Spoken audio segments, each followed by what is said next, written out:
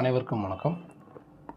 தனியார் பள்ளிகளில் வந்து ஆர்டி அந்த 25% இலவச மாணவர் சேர்க்கை வந்து இந்த ஏப்ரல் 3rd வீக்கில் தொடங்கும் அப்படின்னு சொல்லி பேப்பரில் போட்டிருந்தாங்க. ஸோ அதை பற்றியே நம்ம இந்த டீட்டெயில்ஸ் ஃபுல்லாக பார்க்க போகிறோம்.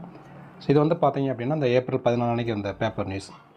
மாநிலம் முழுவதும் உள்ள 8000க்கும் மேலான தனியார் பள்ளிகளில் 1.1 லட்சம், அதை கிட்டத்தட்ட 1,10,000 சீட் வந்து பார்த்திங்கன்னா ஆர்டி மூலம் வந்து ஒதுக்கப்படுவாங்க.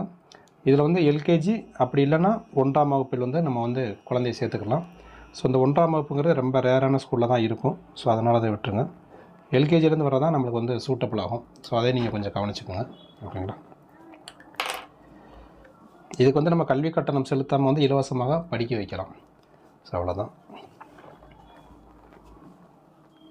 இது வந்து ஏப்ரல் 3ஆம் வாரத்தில் தொடங்கும் அப்படின்னு சொல்லி போட்டுட்டாங்க. ஆக்சுவலாக இன்றைக்கி தேதி வந்து 22. இந்த இன்னும் ஒரு 2-3 டேஸில் வந்து பார்த்திங்கன்னா இதுக்கு உண்டான ஆன்லைன் அப்ளிகேஷன் வந்து ஓப்பன் பண்ணி விட்ருவாங்க. அதே டயத்தில் நம்ம வந்து இன்கம் சர்டிஃபிகேட் வாங்கணும் அப்படின்னா ஆண்டு வருமானம் வந்து 2 லட்ச ரூபாய்க்கு கீழே உள்ள மணிக்கு இருக்கணும். ஸோ அதை நீங்கள் வந்து பார்த்துக்கோங்க. நம்ம அப்ளை பண்ணுறதுக்கு முன்னாடி அதை விண்ணப்பதாரர்கள் வந்து பார்த்திங்கன்னா வருமானம், இருப்பிடம், சாதி சான்றிதழ் சமர்ப்பிப்பது அவசியமாகும். ஸோ இந்த 3 ஏதாவது ஒன்று வந்து கண்டிப்பாக நம்ம வந்து சமர்ப்பிக்கணும். அதனால் வந்து முடிஞ்ச அளவுக்கு 3 வாங்கி வச்சுறது பெஸ்ட்டுன்னு நினைக்கிறேன். ஸோ இதெல்லாமே நம்ம முன்னாடியே வாங்கி வச்சுக்கணும். ஓகே, நெக்ஸ்ட் வந்து பார்த்தீங்க அப்படின்னா இந்த மாதிரி நம்ம வந்து அப்ளை பண்ணுறதுக்கு முன்னாடி என்னென்ன டீட்டெயில்ஸ் தேவை அப்படின்னு சொல்லி நம்ம தெளிவாக பார்த்துருவோம். இது வந்து நம்ம லாஸ்ட் இயர் வந்து அந்த ஜிஓ, ஓகேங்களா, இதிலே கொடுத்துருப்பாங்க. எல்கேஜி ஃபஸ்ட் ஸ்டாண்டர்ட் குறைந்தபட்சம் 25% இடஒதுக்கீடு அப்படின்னு சொல்லி கொடுத்துருப்பாங்க. அதிகபட்சம் எல்கேஜியில் வந்து பார்த்தீங்கன்னா ஒரு ஸ்கூலில் வந்து 150 அட்மிஷன் போடலாம். அந்த 150 அட்மிஷனில் 25% வந்து பார்த்திங்க அப்படின்னா 38. அப்போ ஒரு ஸ்கூலை எடுக்கிறோம் அப்படின்னா மேக்ஸிமம் வந்து 38 சீட்டு தான் வந்து அந்த ஸ்கூலில் வந்து நம்மளுக்கு கிடைக்கும். அதை நீங்கள் நல்லா புரிஞ்சுக்கோங்க, ஓகேங்களா.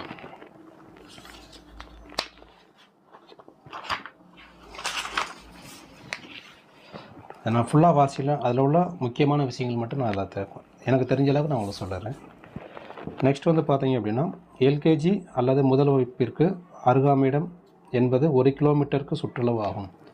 ஸோ நம்ம குழந்தைய வந்து எல்கேஜி இல்லைனா ஃபஸ்ட் ஸ்டாண்டர்ட் சேர்ப்போம். நான் மறுபடியும் சொல்கிறேன், ஃபஸ்ட் ஸ்டாண்டர்டுங்கிற ஸ்கூல் வந்து பார்த்தீங்க அப்படின்னா ரொம்ப ரேர் கேஸ் தான். இது வந்து ரொம்ப கம்மியான ஸ்கூல்ஸ் தான் வந்து இருக்கும். ஆனால் எல்கேஜிங்கிறது வந்து பார்த்தீங்க அப்படின்னா மெஜாரிட்டி ஸ்கூல் வந்து பார்த்தீங்கன்னா எல்கேஜிலேருந்து ஆரம்பிக்கும், மெட்ரிகுலேஷன் ஸ்கூலு. ஸோ அதனால் வந்து நீங்கள் இதவே கன்சிடர் பண்ணுங்கள். இந்த 1 கிலோமீட்டர் சுற்றளவுங்கிறது வந்து இப்போ உதாரணத்துக்கு இதுதான் ஏங்கிறது வந்து பார்த்திங்க அப்படின்னா ஸ்கூல் இருக்குது அப்படின்னா இந்த ஸ்கூலோட சுற்றளவில் வந்து பார்த்திங்க அப்படின்னா உங்களோட வீடு வந்து 1 கிலோமீட்டருக்குள்ளே இருக்கணும். ஸோ அது இந்த பொசிஷனில் இருக்கலாம், இந்த பொசிஷனில் இருக்கலாம், எப்படி வேணாலும் இருக்கலாம். ஒரு சில பேர் என்ன நினைப்பாங்க, அந்த ரோடு வர்றதை மட்டும் தான் நினைப்பாங்க. அப்படி கிடையாது. அந்த ஸ்கூலை சுற்றளவில் 1 கிலோமீட்டருக்குள்ளே உங்களோட வீடு வந்து இருக்கணும். ஸோ அதுதான் வந்து பார்த்திங்க அப்படின்னா ரூல்ஸு. நெக்ஸ்ட்டு இதற்குண்டான வெப்சைட் வந்து பார்த்திங்க அப்படின்னா அந்த tn.school.gov.in இதில் தான் வந்து பார்த்திங்கன்னா அப்ளை பண்ணுற மாதிரிக்கு இருக்கும், ஓகேங்களா.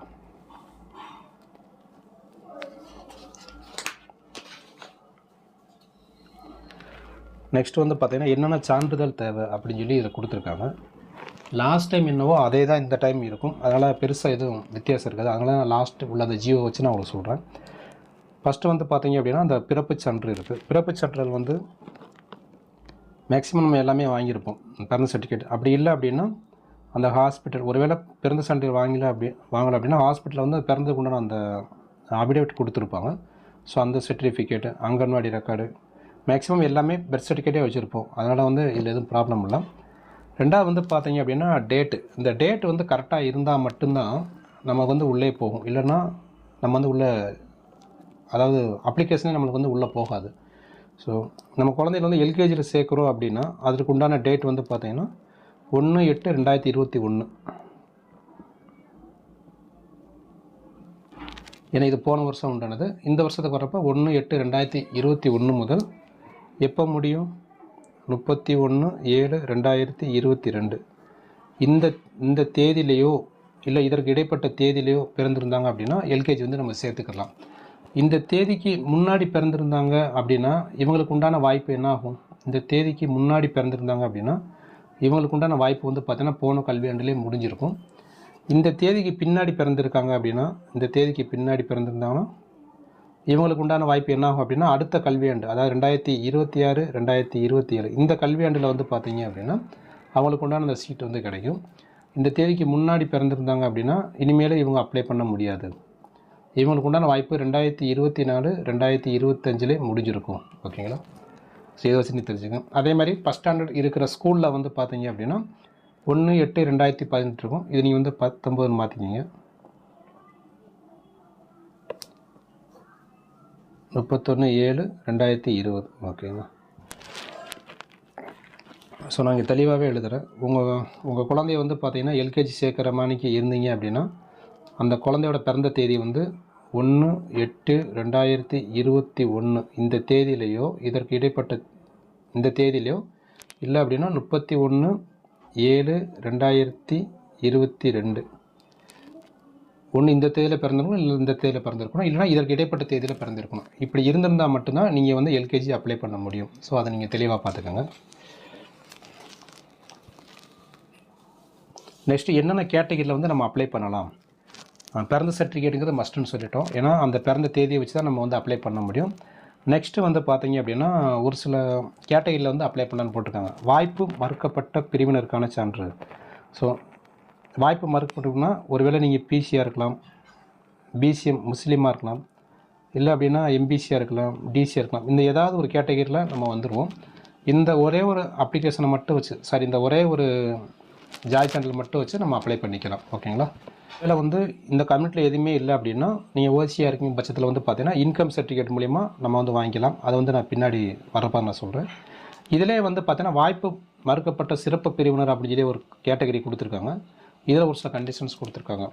ஆதரவற்றோர், அதாவது அம்மா அப்பா இல்லாத குழந்தைகளுக்கு வந்து பார்த்திங்கன்னா அந்த குழுக்கள் எதுவுமே இல்லாமல் அவங்களுக்கு வந்து ஃபஸ்ட்டு ப்ரியாரிட்டியில் அந்த சீட் கொடுத்துருவாங்க. அதுதான் வந்து பார்த்திங்கன்னா ஆதரவற்றோர்.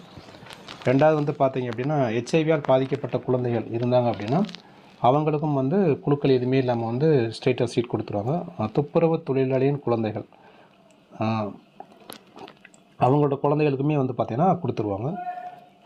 மாற்றுத்திறன் குழந்தைகள் வந்து மாற்றுத்திறனாக இருக்கணும். பெற்றோர் வந்து மாற்றுத்திறன் கிடையாது. குழந்தைகள் மாற்றுத்திறனாக இருந்தாங்க அப்படின்னா அவங்களுக்குமே வந்து பார்த்திங்கன்னா ஃபஸ்ட்டு ப்ரிஃபரன்ஸில் சீட் கொடுத்துருவாங்க. ஓகேங்களா? ஸோ ஃபஸ்ட்டு வந்து நம்ம பார்க்குறது வந்து பார்த்திங்க அப்படின்னா சிறப்பு பிரிவு. இந்த சிறப்பு பிரிவு தான் நம்ம இதில் ஃபுல்லாக பார்த்தது. ரெண்டாவது வந்து பார்த்திங்க அப்படின்னா நலிவடைந்தோர் என்னது, இந்த சிறப்பு பிரிவுங்கிறது குழுக்களுக்கள் எதுவுமே கிடையாது. ஸ்ட்ரைட்டாக அவங்களுக்கு வந்து சீட் கொடுத்துருவாங்க.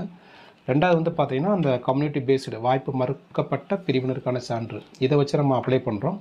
அப்ளை பண்ணுற பட்சத்தில் வந்து பார்த்திங்கன்னா எண்ணிக்கை அதிகமாக போச்சுன்னா குழுக்கள் முறையில் தேர்ந்தெடுப்பாங்க.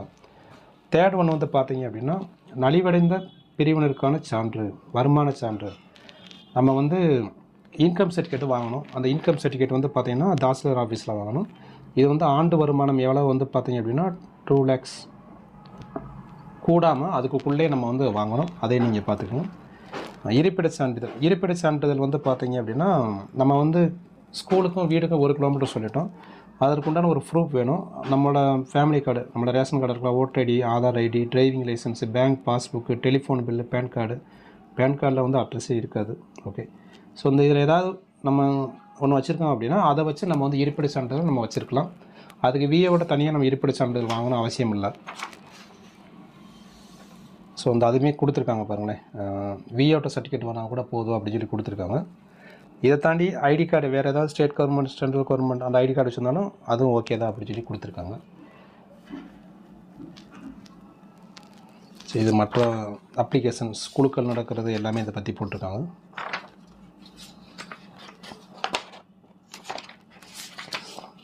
ஃபைனலாக பார்த்துருவோம். எப்போ அப்ளிகேஷன் போடுவாங்க அப்படின்னா ஏப்ரல் 3rd வீக் போடுவாங்க அப்படின்னு சொல்லி பேப்பரில் போட்டிருக்காங்க. ஸோ அந்த 3rd வீக்குங்கிறது இந்த 2-3 டேஸில் போட்டலாம். நெக்ஸ்ட்டு வந்து பார்த்தீங்க அப்படின்னா எல்கேஜி நம்ம சேர்க்குற மாதிரிக்கு இருக்கும் அப்படின்னா பிறந்த தேதி என்னவாக இருக்கணும் அப்படிங்கிற மாதிரி நம்ம இதில் பார்ப்போம். ஆல்ரெடி பார்த்ததா நான் கொஞ்சம் சிம்பிளாக போடுறதாக சொல்கிறேன். எல்கேஜியில் சேர்க்குறதா வந்து அப்படின்னா 1/8/2021 முதல் 31/7/2022 வரை. அதாவது இந்த தேதியிலையோ இல்லை இந்த தேதியில் பிறந்திருக்கலாம், இல்லைனா இதுக்கு 2க்கு இடைப்பட்ட தேதியில் பிறந்திருந்தாங்க அப்படின்னா அவங்க வந்து இந்த அப்ளிகேஷனுக்கு எலிஜிபிள் வந்துடுவாங்க. ரெண்டாவது வந்து பார்த்தீங்க அப்படின்னா சிறப்பு பிரிவினராக இருந்தாங்க அப்படின்னா அவங்களுக்கு வந்து பார்த்திங்கன்னா குழுக்கள் எதுவுமே கிடையாது. ஸ்ட்ரெயிட்டாக சீட் போடலாம். அதெல்லாம் குழுக்கள் அப்படின்னா இப்போ நம்ம என்ன சொல்லியிருக்கோம், ஒரு ஸ்கூலில் அதிகபட்சம் எத்தனை சீட் கொடுப்பாங்க அப்படின்னா 38 சீட் கொடுப்பாங்க நம்ம சொல்லிட்டோம். ஒருவேளை அப்ளிகேஷன் வந்து பார்த்தீங்க அப்படின்னா ஒரு 200 அப்ளிகேஷன் வருது அப்படின்னா என்ன ஆகணும்னா குழுக்கள் முறையில் தேர்ந்தெடுத்து ஃபஸ்ட்டு ஒரு அந்த 38 பேருக்கு தான் வந்து பார்த்தீங்கன்னா சீட் கொடுப்பாங்க. ஆனால் அந்த சிறப்பு பிரிவினருக்கு வந்து பார்த்தீங்கன்னா ஃபஸ்ட்டு எத்தனை பேருக்கான ஒருவேளை அந்த ஸ்கூலில் ஒரு 3 பேர் அப்ளை பண்ணிங்கன்னா அந்த 3 பேருக்கும் ஃபஸ்ட்டு சீட் கொடுத்துருவாங்க. அதுதான் அந்த சிறப்பு பிரிவினர். ஓகேங்களா. ரெண்டாவது வந்து பார்த்தீங்க அப்படின்னா நம்மளோட அந்த ஜாதி சான்றிதழ் வச்சு அப்ளை பண்ணுறது.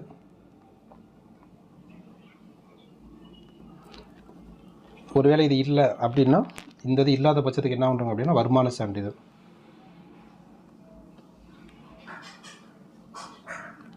இதுக்கு என்ன ரெஸ்ட்ரிக்ஷன் கொடுத்துருக்காங்க அப்படின்னா ஆண்டு வருமானம் வந்து பார்த்தீங்கன்னா 2 லட்சத்துக்கு கீழே உள்ள மணிக்கு இருக்கணும்.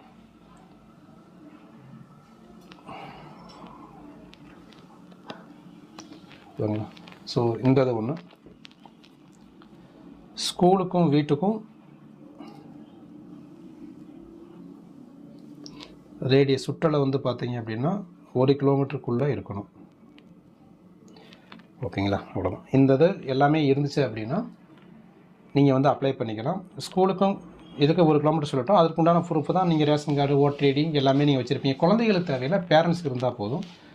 ஏன்னா அவங்களுக்கு வந்து நம்ம இப்போ ஒரு சில பேர் வந்து நம்ம வெறும் பேரண்ட்ஸ் சர்டிஃபிகேட் மட்டும் வாங்கியிருப்போம், அவங்களுக்கு ஆதார் எந்த ப்ரூஃபும் வாங்கியிருக்க மாட்டோம். அதனால் இதற்குண்டான ப்ரூஃப் வந்து பேரண்ட்ஸ் மட்டும் இருந்தால் போதுமானதான். ஸோ இவ்வளோ தான் இந்த டீட்டெயில்ஸ். வேறு எதுவும் டீட்டெயில்ஸ் வேணும் அப்படின்னா கீழே கமெண்ட்டில் தெரியுங்க. தேங்க்யூ.